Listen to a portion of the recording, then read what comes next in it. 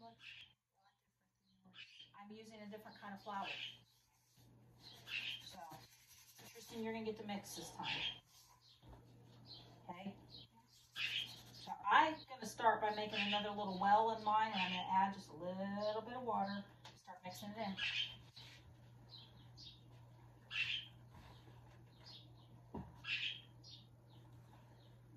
Mix it.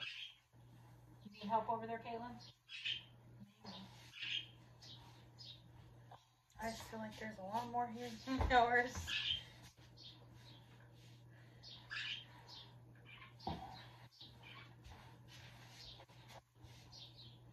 Yeah, this is fun for all ages.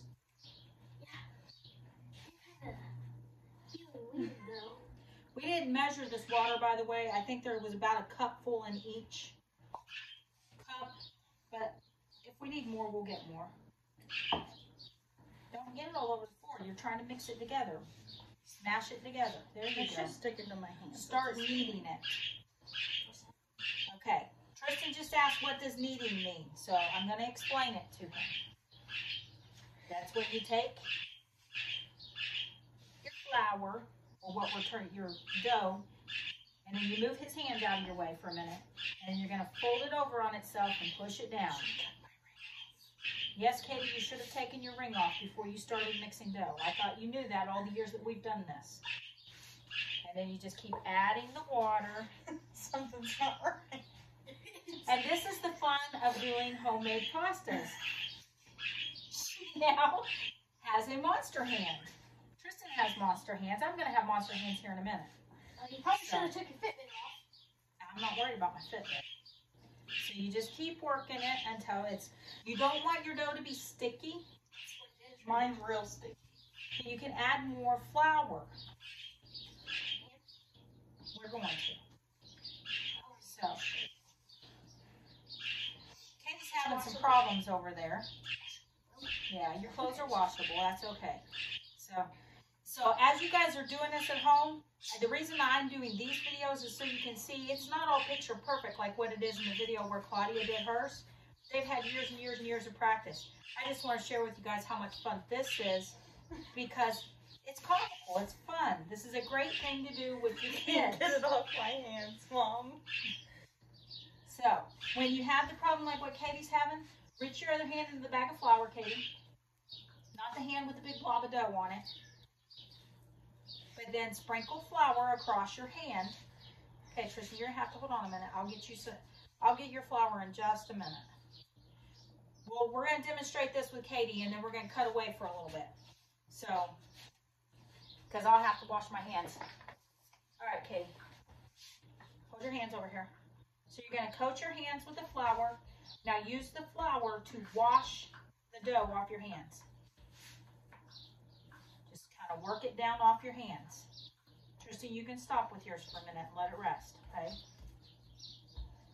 And then you're going to start working the flour a little bit at a time into your dough to make it into a dough. This over here. But you're basically using the flour.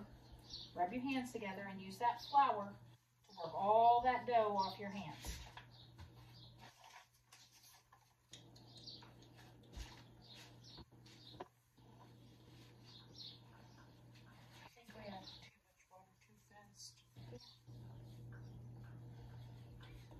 And once you get that done, you're going to start kneading this flour into your dough, a little at a time. And like I say, you want this to be, you don't want your dough to be sticky, you want it to be workable. So just easy, you're trying not to crack it as you do your kneading. Just keep working it until it's nice and pliable. And you can add more flour if you need to. You don't have to. Katie, if you want to go wash your hands, go ahead. And then you can stop. Then you can stop the video and we'll come back with the next section. If I can figure out how to splice all these videos that we're doing together, because I'm not the greatest with the camera and I'm not the greatest with doing videos and stuff, in case you guys hadn't noticed. So we'll come back. The next section you're going to see after we get done kneading it, you're going to see us rolling it out and then cutting the actual noodles. And show you our finished product, because I'm going to ask you guys to show me your finished product. You know, her dough, as I'm working it, it's still pretty sticky.